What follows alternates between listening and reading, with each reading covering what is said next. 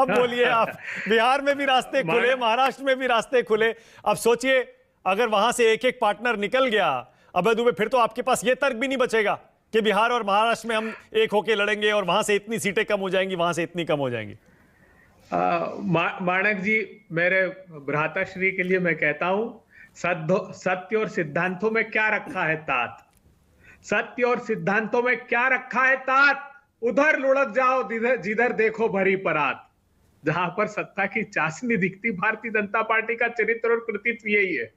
जिस प्रांत में अब वो चाहे, देखिए आप विडंबना देखिए, नीतीश कुमार जी जो कहते थे कि आजाद भारत के इतिहास में सबसे ज्यादा अगर किसी ने बिहार का अपमान किया है तो प्रधानमंत्री मोदी ने, उनके डीएनए को बिहार के गाली दी। 50 लाख सैंपल टेस्ट कराकर भेजते थे, फिर 7 आ गए।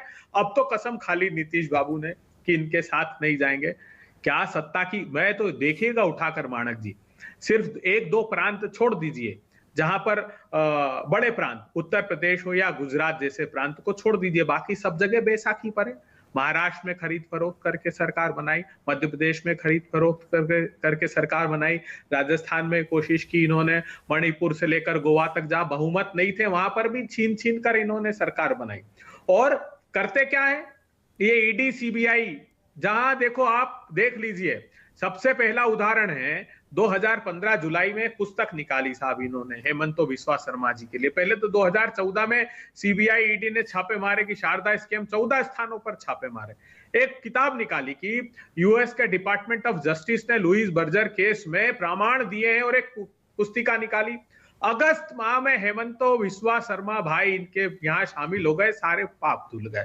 उसके बाद कहते थे भाग मुकुल भाग, सीबीआई आ रही है, खुद के दल में शामिल किया, सारे पाप धुला दिए। शुभेंदु अधिकारी, पहले उनके खिलाफ खूब प्रेस कॉन्फ्रेंसेस ली, भारतीय जनता पार्टी में आए, सारे पाप धुल गए। नारायण राणे कहते थे आदर्श घोटाले का आरोपी, अब सबसे आदर्शवादी नेता है क्योंकि भारतीय जनता पार्टी में आ गए। उसके बाद है Bhavna Gawali, member of parliament, ED ने 5-5 नोटिस दिए क्योंकि उद्धव सेना में थी, अब शिंदे सेना में आ गई, चीफ व्हिप हो गई, अब शांति है सारी, अब उनको कोई नोटिस नहीं आते।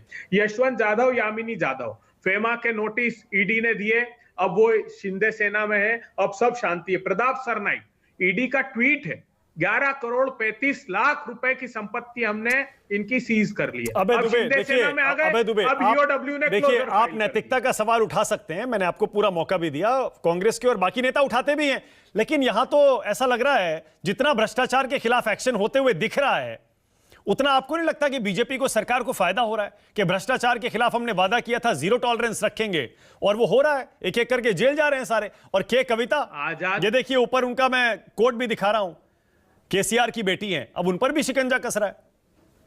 अरे माणक जी, मुझे एक उदाहरण बताइए आप, हिंदुस्तान का, आजाद भारत के इतिहास का जो प्रतीत होता है, जिसकी चर्चा है, सबसे बड़ा घोटाला, जो कि अगर जांच करें तो घोटाला निकलेगा, वो किसका है आज? आरोप क्या है? अडानी जी की कंपनी पर स्टॉक मैनिपुलेशन हुआ, 38 शेल कंपनियां। ये क्या भारत पर हमला नहीं? 12 लाख करोड़ रुपए का नुकसान हिंदुस्तान को। LIC, SBI पहले तो कहते कि नहीं नुकसान नहीं हुआ, वो भी नुकसान में है। तो आप 38 शेल कंपनियां, और उसमें भी एक चीनी आदमी की, जो भारतीय सुरक्षा एजेंसियों के रडार पर है।